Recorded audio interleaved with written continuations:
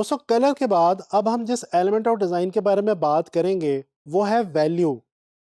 Value किसी भी image, visual, photograph या डिज़ाइन के अंदर डेप्थ, डायमेंशन, इंटरेस्ट और ड्रामा पैदा करने के काम आता है।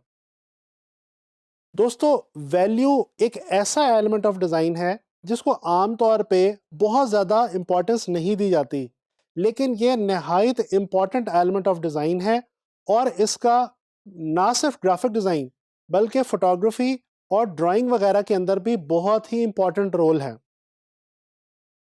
अगर वैल्यू को डिफाइन किया जाए तो वैल्यू इज लाइटनेस और darkness of any object, any area, any shape और एनी कलर, यानी कि किसी भी ऑब्जेक्ट, शेप या कलर की लाइट और डार्क होने को वैल्यू कहा जाता है।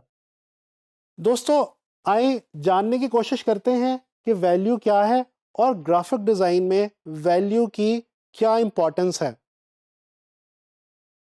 दोस्तों ग्राफिक डिज़ाइन के अंदर वैल्यू को मेजर करने के लिए एक 9 स्टेप का स्केल इस्तेमाल किया जाता है। जैसा कि आप इस वक्त अपनी स्क्रीन पे अपने सामने देख सकते हैं, आपके सामने एक 9 स्टेप का स्केल मौजूद है। अगर आप गौर से देखें तो इस स्केल के ऊपर मोस्ट लेफ्ट पे वाइट कलर का एक बॉक्स मौजूद है 1 नंबर के ऊपर, जबकि मोस्ट राइट पे 9 नंबर पे ब्लैक कलर का एक बॉक्स मौजूद है। दोस्तों 1 से लेके 9 तक ये जो तमाम बॉक्सेस आप देख रहे हैं, ये तमाम बॉक्सेस बेसिकली टोन्स को जाहिर करते हैं। वाइट से लेके ब्लैक तक की 9 डिफरेंट टोन्स इस वक्त आपके सामने हैं। अगर हम गौर करें तो हमें पता चलता है कि इस 9 स्टेप स्केल को फर्दर 3 कैटेगरीज के अंदर डिवाइड किया गया है। मोस्ट लेफ्ट पे वाइट के पोर्शन में जो 3 बॉक्सेस हैं, पहले 3 बॉक्सेस, उन बॉक्सेस को हाइलाइट्स के नाम से जाना गया है। मोस्ट राइट के ऊपर जो 3 ब्लैक के साथ बॉक्सेस हैं, उन बॉक्सेस को शैडोज के नाम से जाना गया है। और सेंटर में यानी कि मिडल में जो 3 बॉक्सेस हैं, उनको मिड टोन्स का नाम दिया गया है। दोस्तों बेसिकली ये 9 स्टेप स्केल जो है, ये हमें 1 से लेके 9 तक डिफरेंट टोन्स को मेजर करने में आसानी पैदा करता है। हम बड़ी आसानी से इस स्केल की मदद से ये देख सकते हैं कि अगर हम वाइट के अंदर ब्लैक को ऐड करना शुरू करें तो एक टाइम पे वाइट ब्लैक में कन्वर्ट हो जाता है, और बिल्कुल इसी तरह से अगर हम ब्लैक के अंदर वाइट को ऐड करना शुरू करें तो ब्लैक एक टाइम पे आके वाइट के अंदर कन्वर्ट हो जाता है। वाइट और ब्लैक के बीच में जो सेंटर वाला एरिया है वो जो है मिड टोन्स कहलाता है। दोस्तों यही 3 कैटेगरीज टोन्स की, शैडोज, मिड टोन्स और हाइलाइट्स, किसी भी विजुअल में, किसी भी इमेज में इंटरेस्ट और ड्रामा पैदा करते हैं। अगर हम इस स्केल के अंदर से सेंटर वाली जो कैटेगरी है यानी कि मिड टोन्स, इसको हटा दें, ख़त्म कर दें और हाइलाइट्स को शैडोज के साथ मिला दिया जाए तो दोस्तों जो चीज़ पैदा होती है उसको कंट्रास्ट कहा जाता है। कंट्रास्ट बजाते खुद एक प्रिंसिपल ऑफ डिज़ाइन की हैसियत रखता है।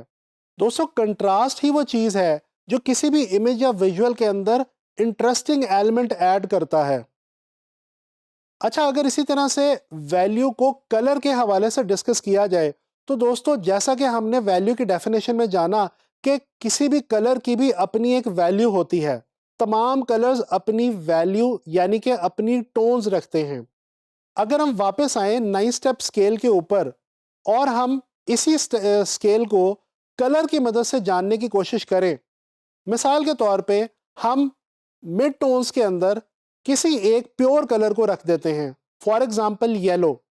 अगर हम वाइट की तरफ येलो के अंदर वाइट कलर ऐड करना शुरू करें तो एक टाइम पे एक बॉक्स के ऊपर जाके येलो वाइट के अंदर कन्वर्ट हो जाएगा। इसके बरक्स अगर हम दूसरे एंड पे येलो के अंदर ब्लैक कलर ऐड करना शुरू करें तो एक बॉक्स के ऊपर जाके एक मुकाम पे येलो जो है वो ब्लैक के अंदर कन्वर्ट हो जाएगा, और इसी तरह से हमारे पास येलो के शेड्स, येलो की मिड टोन्स और येलो की हाइलाइट्स आ जाएंगी। लिहाजा हमें ये पता चला कि वैल्यू का कलर से और कंट्रास्ट से बहुत ही गहरा ताल्लुक है। अगर ये कहा जाए तो गलत ना होगा कि वैल्यू कलर पे और कंट्रास्ट पे किसी हद तक डिपेंडेंट भी होती है। लेकिन दोस्तों यहां पे एक चीज जाननी बहुत ही जरूरी है, और वो ये कि वैल्यू का कलर से और कंट्रास्ट से गहरा ताल्लुक तो है, लेकिन बजाते खुद वैल्यू ना तो कंट्रास्ट है और ना ही कलर है। वैल्यू इटसेल्फ सिर्फ टोन्स का नाम है। डिफरेंट टोन्स को ही वैल्यू कहा जाता है। वैल्यू का ताल्लुक लाइटनेस और डार्कनेस से है, ना कि रेड, येलो या ब्लू से। दोस्तों अगर हम बात करें डिफरेंट फील्ड्स के अंदर वैल्यू की इंपॉर्टेंस की, तो हमें यह जान के हैरत होती है कि वैल्यू ना सिर्फ ग्राफिक डिजाइन में बल्कि फोटोग्राफी के अंदर भी बहुत ज्यादा इंपॉर्टेंट रोल प्ले करती है।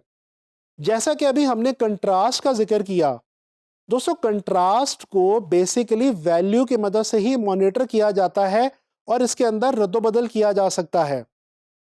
कोई भी फोटोग्राफर जब कोई फोटोग्राफ खींचता है तो उस फोटोग्राफ को खींचते वक्त वो अगर कंट्रास्ट को हाई कर दे और हाई कंट्रास्ट का इमेज कैप्चर करे, तो दोस्तों वो इमेज ना सिर्फ ड्रामेटिक होगा बल्कि बहुत ही ज्यादा इंटरेस्टिंग होगा।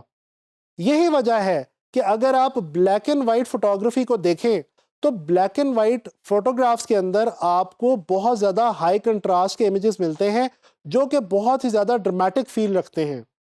अब ये कंट्रास्ट को जो मॉनिटर किया जाता है ये डेफिनेटली वैल्यू की मदद से किया जाता है, लिहाजा वैल्यू की फोटोग्राफी के अंदर बहुत ज्यादा इंपॉर्टेंस है।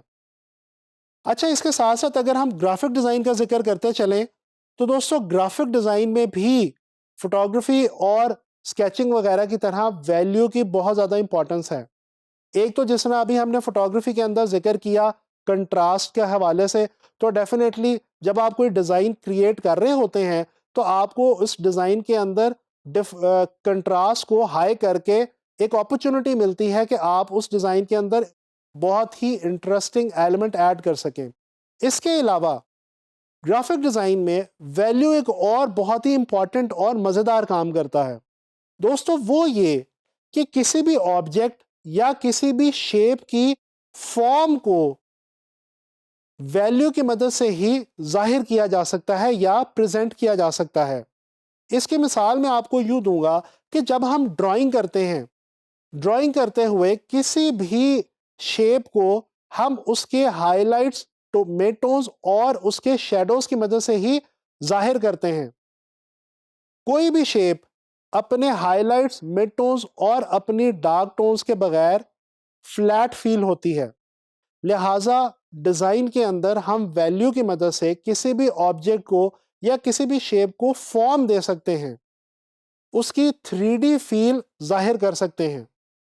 दोस्तों आइए काम करते हैं, कुछ स्केचेस और फोटोग्राफ्स की मदद से वैल्यू को स्टडी करने की कोशिश करते हैं।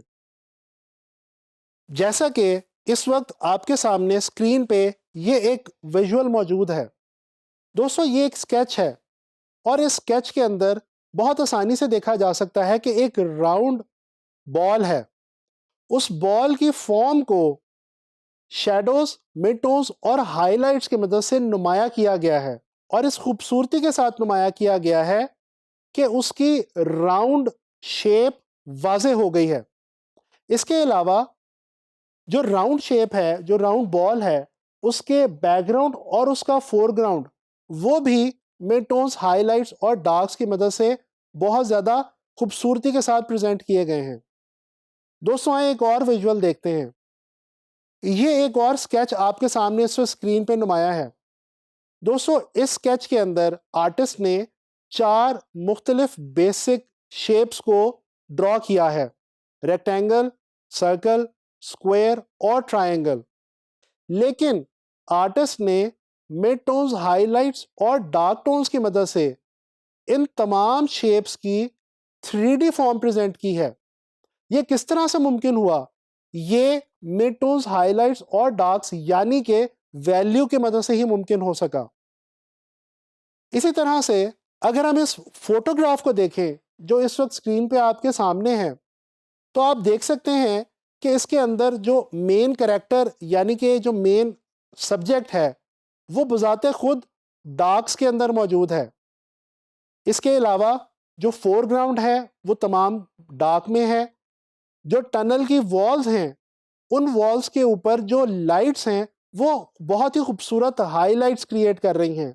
और जैसे जैसे इमेज ट्रैवल करते हुए स्टेयरकेस की तरफ जाता है, सीढ़ियों की तरफ, तो बहुत ही खूबसूरती से डार्क टोन्स जो हैं यानी कि शेडोज जो हैं वो हाईलाइट्स के अंदर कन्वर्ट होती हैं। ओवरऑल इस इमेज के अंदर शेडोज, मिड टोन्स और हाईलाइट्स खास तौर पे कंट्रास्ट यानी कि शेडोज और हाईलाइट्स बहुत ही खूबसूरत इंपैक्ट क्रिएट कर रहे हैं। इसी तरह से अगर हम इस विजुअल को देखें, यह भी एक बहुत ही खूबसूरत फोटोग्राफ है। इस फोटोग्राफ के अंदर भी एक टनल से आसमान का मंजर कैप्चर किया गया है और आप देख सकते हैं कि सीढ़ियों पे एक करैक्टर भी मौजूद है। इस तस्वीर की खूबसूरती ये है कि इसके अंदर जो करैक्टर मौजूद है वो बैक वक्त डार्क टोन्स यानी कि शेडोज और हाइलाइट्स दोनों के अंदर ट्रैवल कर रहा है। अगर आप गौर से देखें तो जो करैक्टर है उसका जो लोअर बॉडी पोर्शन है वो शेडोज के अंदर मौजूद है और जो अपर बॉडी पोर्शन है वो आसमान की तरफ से क्रिएट किए गए हाइलाइट्स के अंदर मौजूद है। और यही इस इमेज की असल खूबसूरती है। ये भी एक हाई कॉन्ट्रास्ट इमेज है, लिहाजा इसके अंदर भी वैल्यू की मदद से बहुत ही खूबसूरत मंजर क्रिएट किया गया है। आए नज़र डालते हैं अपनी इस आखिरी फोटोग्राफ के ऊपर। इस फोटोग्राफ के अंदर आप एक खातून को एम्ब्रेला लेके चलते हुए देख सकते हैं। साइड पे कुछ पिलर्स हैं। बैकग्राउंड जो है वो बिल्कुल डार्क है। खातून के का ड्रेस और उसकी जो एम्ब्रेला है वो हाइलाइट्स को शो कर रही है। इसके अलावा पिलर्स के अंदर से लाइट छन के आ रही है जो कि डार्क टोन्स के अंदर यानी कि शेडोज के अंदर बहुत ही खूबसूरत हाइलाइट्स पैदा कर रही है।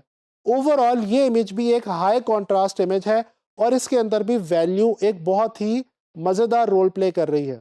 दोस्तों, इस तरह से आप लोगों ने डिफरेंट फोटोग्राफ्स, विजुअल्स और स्केचेस की मदद से ये चीज़ देखी कि वैल्यू किसी भी विजुअल के अंदर कितना खूबसूरत इम्पैक्ट क्रिएट कर सकती है।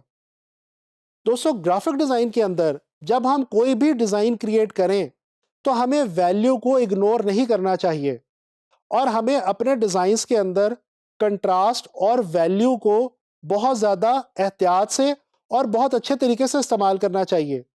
इस तरह से हम ना सिर्फ अपने विजुअल्स के अंदर डेप्थ क्रिएट कर सकते हैं, डायमेंशन जाहिर कर सकते हैं, बल्कि किसी भी ऑब्जेक्ट की शेप और फॉर्म को भी क्लियर किया जा सकता है, वाज़ेह किया जा सकता है।